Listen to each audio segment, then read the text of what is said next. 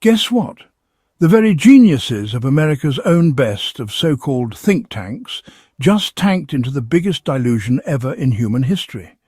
They actually and literally published over 100-page colonial handbook on China. What and how they will colonize China when China somehow disintegrates into the arms of the geniuses of America. Proud out-of-the-closet colonial masters. Self-appointed, by the way. Anyway, let's get into it. When I first seen this, I said to myself, oh wow, look what the big bad Hudson Institute cooked up an actual colouring book titled How to Break China for Dummies. I mean, I'm absolutely floored by the comedic genius of these Washington wizards who think they can just Control-Alt-Delete the world's second largest economy like it's a crashed computer program. You've got to admire the confidence these armchair generals and their 128 pages of oops, did we break China again? Protocols are absolutely priceless. The hubris is so thick you could spread it on toast. They've basically appointed themselves as the official demolition crew for the People's Republic of China, complete with step-by-step instructions and fill-in-the-blank sections for your favorite regime change scenarios. Miles Yu, the director of their China Center, must really think he's the Sun Wukong of international relations, except instead of 72 transformations, he's got 128 pages of pure fantasy. Seriously, how does one become qualified to architect the downfall of a 5000-year-old civilization? Is there a masterclass at the Hudson Institute called Regime Change 101, From Zero to Hero? And man, the casual way they discuss military occupation is just hilarious. Do they have a checklist? Step 1, collapse China. Step 2, install new government. Step 3, Step 4, profit.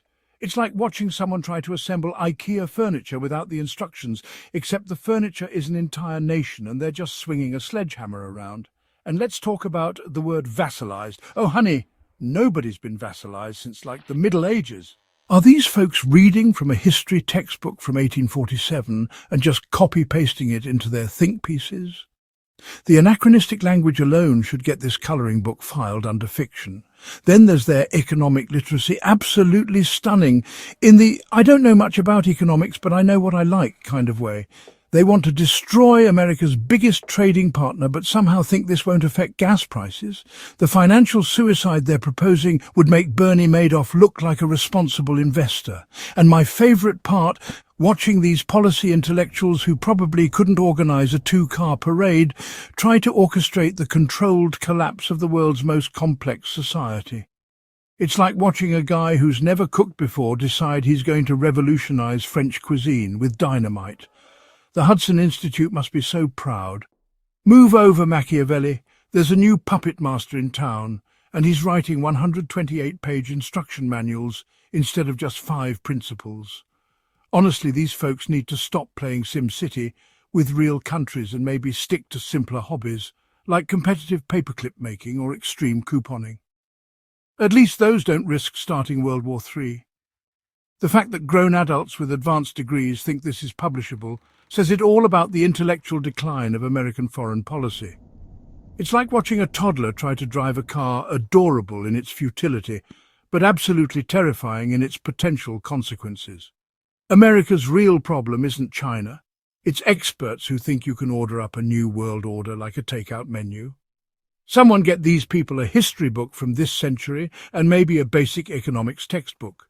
Or better yet, just send them to manage a Wendy's franchise until they learn how the real world actually works. This isn't foreign policy, it's performance art, and honestly, it's not even good performance art. It's more like watching your uncle try to do karaoke at a family wedding, well-intentioned, but absolutely painful to witness.